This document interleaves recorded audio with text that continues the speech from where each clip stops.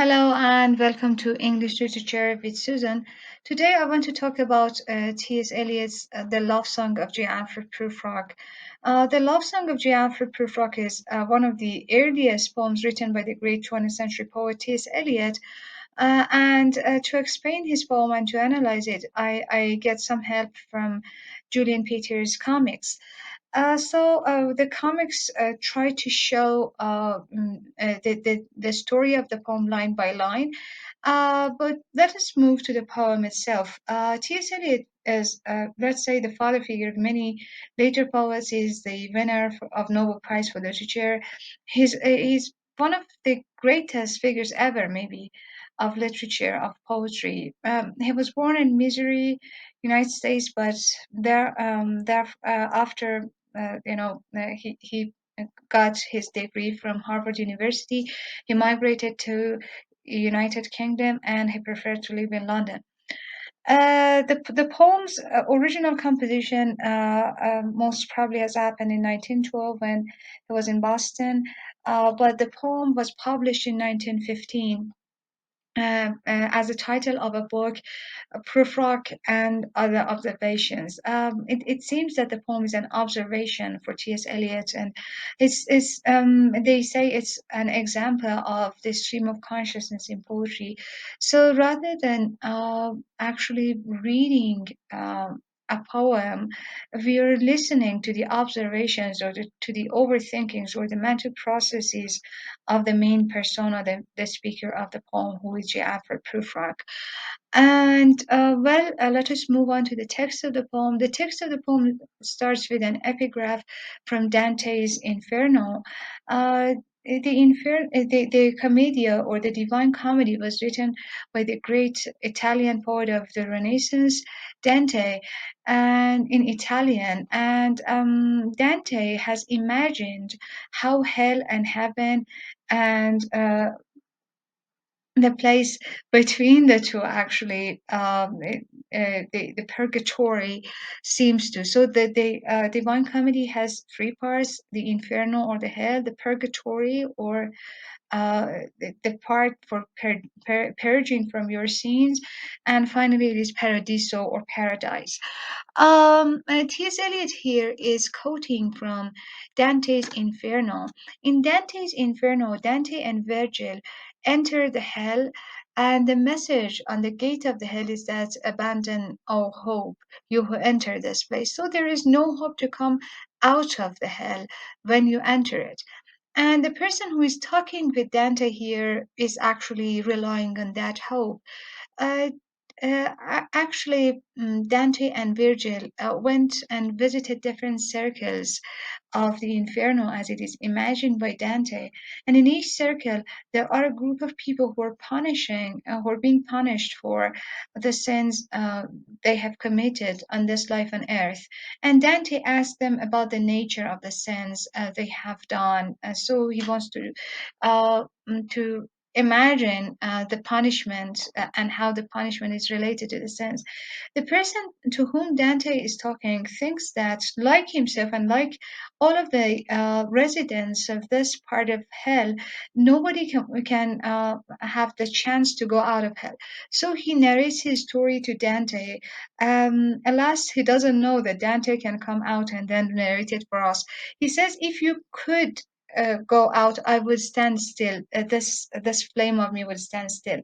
In this circle of inferno, the people are punished for their false counseling, and they have turned into flames. So they are walking flames actually.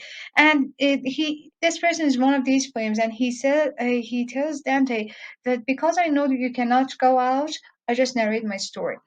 If I thought that my answer were given to one who would ever return to the world, this flame would be still with no further quiver. So I would stand still if I knew that you could not keep my secret a secret. And but since from this abyss none has ever returned alive, if I hear true, sorry, without fear of infamy, I answer you. You can see the reference Dante's Inferno, and here you see Dante and Virgil just talking with these people who had turned into flames.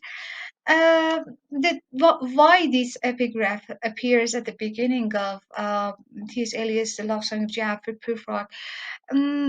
Most probably because the poem is about not saying a thing, or we have a narrator here who is reluctant or dubious about stating something, about asking a question.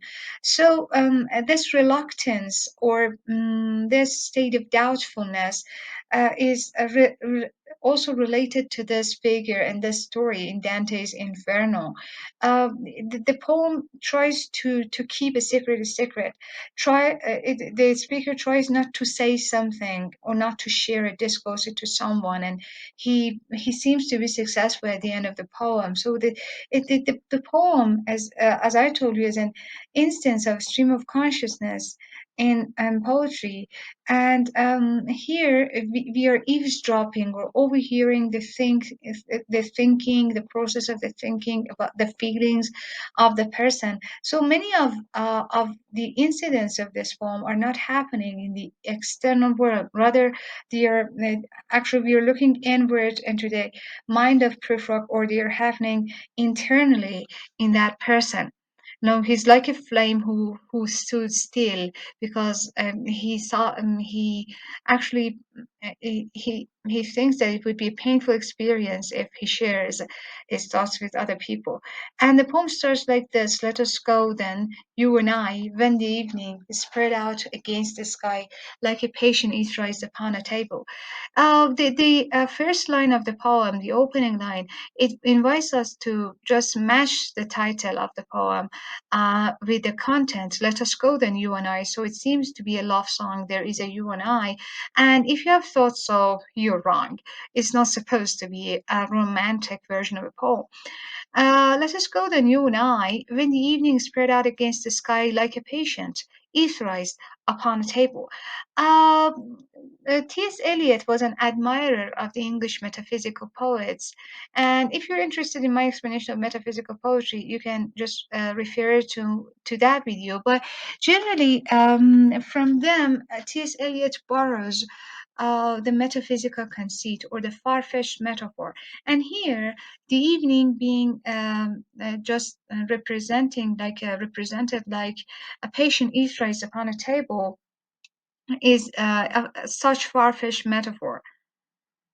Um Let us go through certain half-deserted streets. Suppose that you're inviting someone for a date. This is not a good idea to go through certain half-deserted streets or the mushroom retreats of restless nights in one-night cheap hotels. One-night cheap hotels or one-night stands were places in which uh, the young people who didn't have a place for themselves to spend the night together went for. They were cheap places. And Sawdust Restaurant with oyster shells. Another cheap location is a sawdust restaurant. They scattered sawdust on the floor of such restaurants because when late at night people uh, were drunk, they would spill some drinks over the floor. So in order to keep the floor neat, they use sawdust. And at the end of the day, when the people went out of the place, they just use the rug to sorry they actually just clean the sawdust from the place, and the floor would remain neat and pure. Anyway, it's not a good place again to invite someone for a date or something for a romantic occasion. Streets that follow like a tedious argument of insidious intent. It seems that the streets have an insidious intent to push the person, to force him to open, disclose his secret, to lead you to an overwhelming question. Oh, do not ask, what is it? And notice the ellipses here. The poem is full of those ellipses. The poem also is full of fragments. The poem is one of the epitomes, one of the embodiments of modernist idea of poetry. It's as a fragmented version of what already existed in form of a poem. So the conventional form of the poem is not expected to appear here, and we have a fragmented elliptical version. And there are many fragments, not necessarily related, or we move from one fragment to another without any warning, let's say. So the poem continues: "Do not ask what is it. Let us go and make our visit. In the room the women come and go, talking of Michelangelo." It seems that this is a new fragment, and these two lines are repeated actually twice in the poem, and the critics have attacked T.S. Eliot for the misogyny involved in these two lines, especially that he thinks that Michelangelo is now turned into the subject of the chit chat of women, so that the women, such a great art is now so cheap that even women can talk about it, is the main idea behind these lines. Anyway, and then we have a new fragment and a new metaphysical conceit or a far-fetched metaphor: the yellow fog that rubs its back upon the window panes. The yellow fog is compared to a yellow cat. Um, the yellow smoke that rubs its muzzle on the window panes licks its tongue into the corners of the evening. If you see the sky at the evening, the corners of the sky has become yellow, or they have become darker, let's say. It's because the cat has licked the color out, seems is suggested by T.S. Eliot. Lingered upon the pools that stand in drains, let fall upon its back the soot that falls from chimneys, and that's why we have the combination of yellow and black at the moment of the evening. The pollution, the air pollution, is just over the body of this cat. Slipped by the terrace, made a sudden leap, and seeing that it was a soft October night, caroled once about the house and fell asleep. So the night is coming. And indeed, a new fragment starts, and the speaker of the poem shows his state of doubt. And indeed, there will be time for the yellow smoke that slides along the street, rubbing its back upon the window panes. There will be time is actually a quotation from Andrew Marvell's To His Coy Mistress. In To His Coy Mistress, Andrew Marvell, or the speaker of the poem of Andrew Marvell, is trying to convince a woman to be his mistress, and he tells her that there will be time for this and that. And here that line is repeated here, maybe out of its correct context.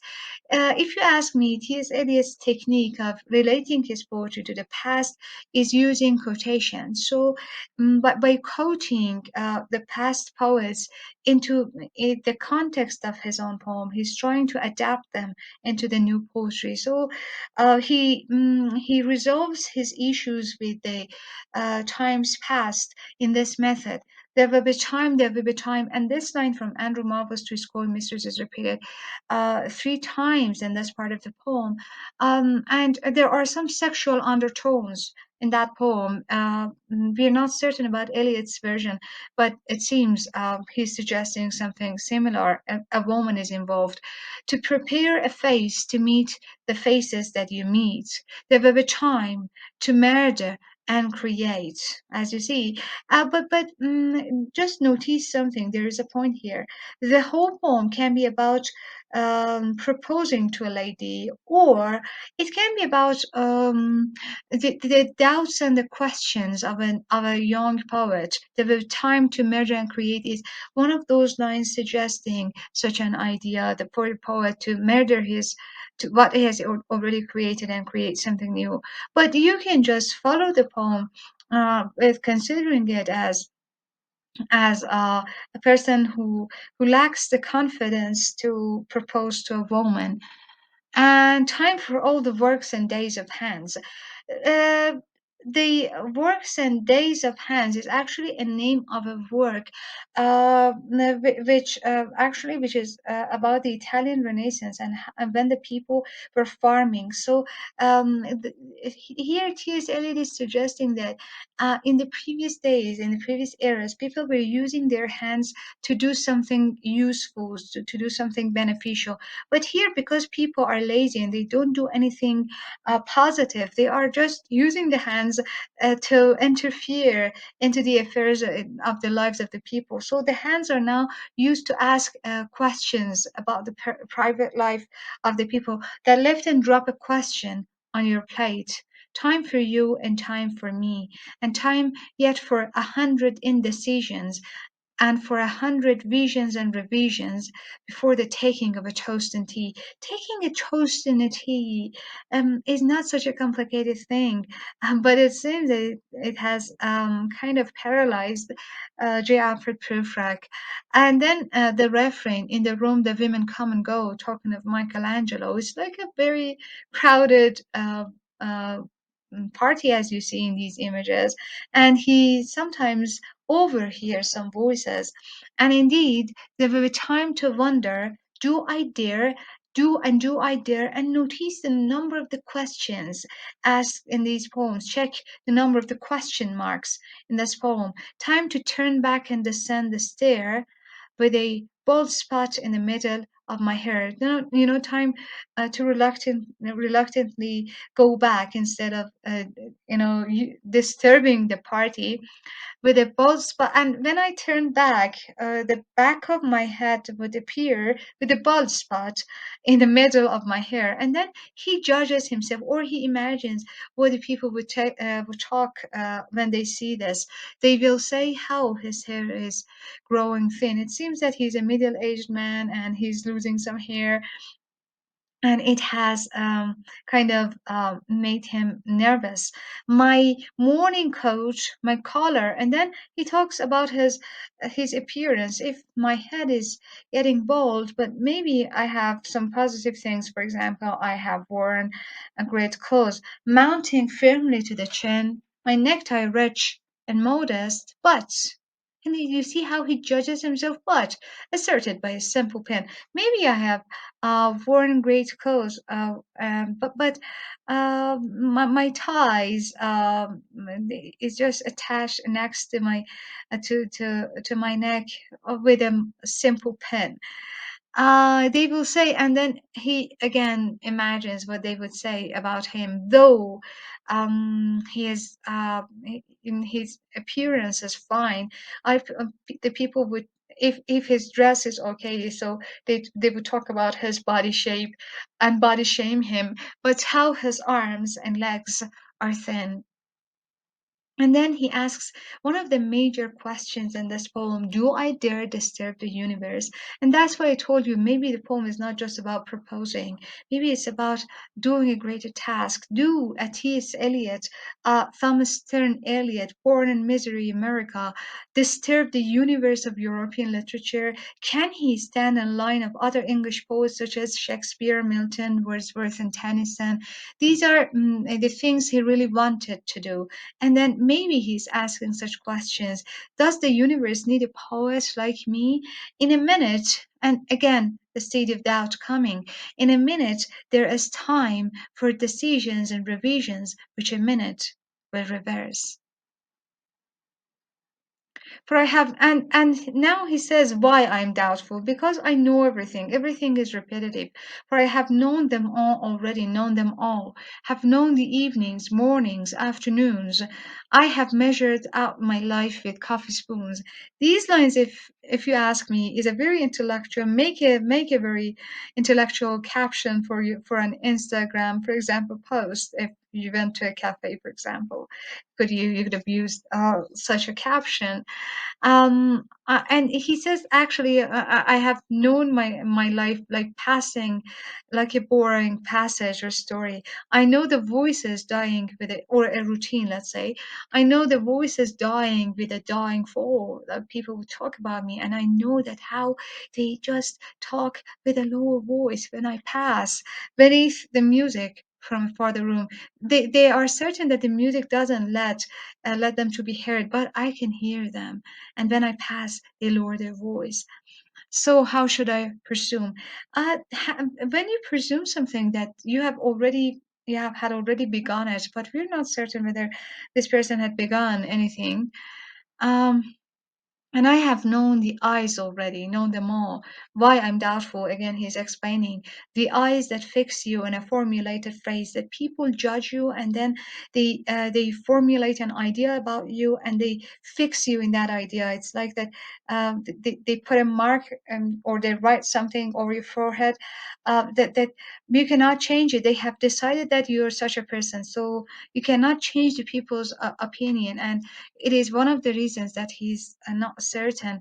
And when I am formulated, scrolling on a pen, if I'm formulated like this, here is again a new metaphor. When I am penned and wriggling on the wall, then how should I begin? If you have already judged me, so how should I change your idea? How I'm led to narrate my own story? Sorry, to spit out all the butt ends of my days and days. How I will tell you that how I have spent my time, and how should I presume?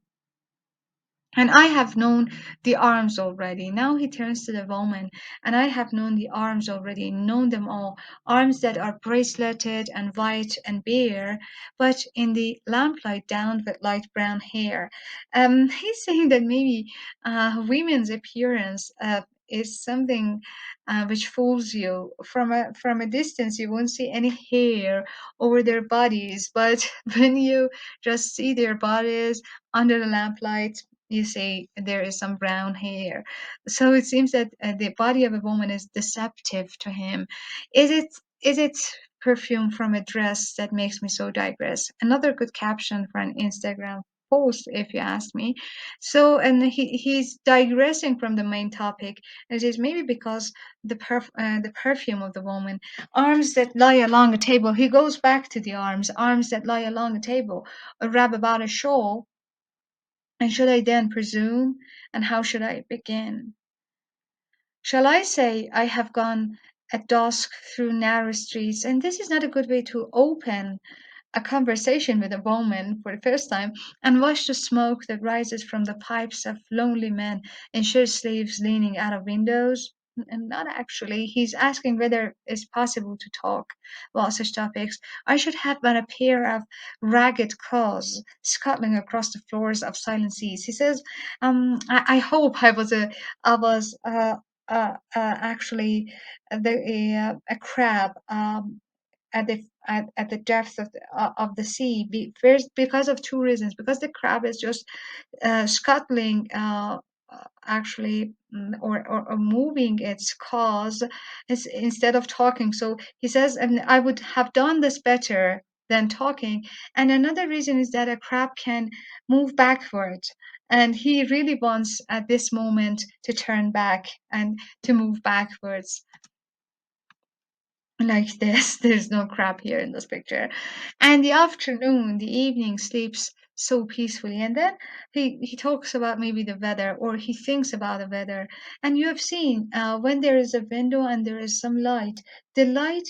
It is as if the light is asleep on the floor. It is another form of metaphysical conceit used by Eliot here, smoothed by long fingers. Uh, Asleep, tired, or maybe sleep hard, or it malingers. Maybe it malingers. It pretends to be sick or tired so that it can be here, stretched on the floor here beside you and me. Should I, after tea and cakes and ices, have the strength to force the moment to its crisis? But though I have wept and fasted, wept and prayed, though I have seen my head grown slightly bald, it's a comic instance in a poem, written upon a platter. Actually, it was the head of John the Baptist who was brought upon a platter to Salome, another woman. And here he says, though I'm a very pure person, I'm like a saint or a prophet like John the Baptist. Okay, I'm not a priest. I'm not a saint. I'm not the prophet. So I want to be, but I'm not. This is not a great matter. I'm no prophet, and here is no great matter. So he's just saying that maybe my comparison is not a correct one. I have seen the moment of my greatness flicker, so I have lost the nick of the moment. And I have seen the eternal footman hold my coat and sneaker. My life is going to its end. The eternal footman is a metaphor for death, and he's snickering at my actually inability, and I have to go out of this world. And in short, I was afraid. And would it have been worth it? After all, after the cups, the marmalade, the tea, among the porcelain and these housewares, among some talk of you and me, would it have been worthwhile to have beaten off the matter with a smile? To have squeezed the universe into a ball, to roll it towards some overwhelming question. To have squeezed the universe into a ball is another allusion to Andrew Marvell's poem to his coy mistress, in which he is asking the lady to unify their bodies, to have an intercourse is something. So they turn the universe into a ball to unite, to roll it towards some overwhelming question. But T.S. Eliot here is again using that idea in a new context to say, I am Lazarus, come from the dead, come back to tell you all. And then say that I'm Lazarus coming from the dead. I'm a miracle. I shall tell you all. Then he is trying to tell everything to the lady or to the audience, and we're waiting eagerly to know what is it at the end of the day. If one setting a pillow by her head should say, that is not what I meant at all. Or, but if I do that, and if the person say that, okay, I didn't mean it, I didn't mean to be so, the relationship wouldn't be so. Or if I say, no, the painter here has suggesting that the lady is saying this, but maybe it is talked on the side of the man. That is not it at all.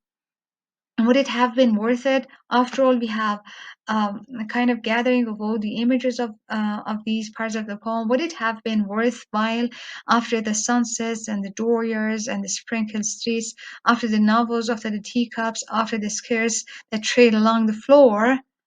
And this and so much more, he doesn't continue. It is impossible to say just what I mean. And how would it be possible? It would have been possible even and only and if only if there was a projector in my mind, and then I could project my thoughts into a wall or something, and then you would see what is happening in my mind. So the power of the word is lagging behind. They cannot express, the words cannot express what I mean, but as if a magic lantern through the nerves and patterns and screens. So this is the only possible way, and we know this is literally impossible. So we always suffer from misunderstandings because words are not enough. Would it have been worthwhile if one setting a pillow or throwing a shawl and turning toward the window should say that is not it at all? So even if you say this is what I mean, you can say no. This wasn't what I meant. This is not what I meant at all. And then a new comparison comes, the figure of Prince Hamlet. Prince Hamlet is one of the most famous doubtful figures and indecisive figures, maybe in history of literature. He's famous for asking to be or not to be. That is the question, and many other questions. Prince Hamlet could almost never overcome his doubts and to act at the prompt moment. So no, I'm not Prince Hamlet. And he says, okay, though I'm doubtful, but I'm not Prince Hamlet. I'm far from him. I'm not Prince Hamlet, nor was meant to be. And I'm an attendant lord. At its best, I would be Polonius, Ophelia's father, an attendant lord, one that will do to swallow progress, start a scene or two. To swallow progress means to move from one side of the stage to the other side. So I would just be a pastime for the play, not the hero of it. Advise the prince, no doubt, an easy tool, deferential, glad to be of use, politic, cautious, meticulous, full of high sentence, but a bit obtuse. at times indeed almost ridiculous. And I may be even worse than that. I may be Yorick, the fool, almost at times the fool. So I may be the fool to entertain. I'm no more the hero. I grow old, and a new fragment starts. He's thinking about getting old. And that occasion, I grow old, I shall wear the bottoms of my trousers rolled, because when the people get old, they shrink, and they have to roll the bottoms of their trousers. Shall I part my hair behind when I'm bald? Shall I take some hair from the back of my head to the front so that I hide my being bald? Do I dare to eat a peach? Peach is a juicy fruit, and old people do not have good teeth or did not have them back then. So he's asking whether I would I have dare to eat a peach. I shall wear white flannel trousers and walk upon the beach. I have heard the mermaids singing each to each. The mermaids, most probably the girl on the beach. I do not think that they will sing to me because I'm old. I have seen them riding seaward in the waves, combing the white hair of the waves, brown, black. Not the two colors when we see the waves in the sea. When the wind blows the water white and black, we have lingered in the chambers of the sea. We, who, by sea girls, not those actually uh, mermaids, but the sea girls, wreathed with seaweed red and brown, till human voices wake us and we drown. When they wake us, we don't drown, most probably, but here he means that the human voices would interrupt or disturb us, and then we drown, and then he can be the crab at the depth of the sea. So this was my explanation of T.S. Eliot's The Love Song of J. Alfred Prufrock with the help of this great comics. Thank you very much for listening, and I hope I can see you in my next videos.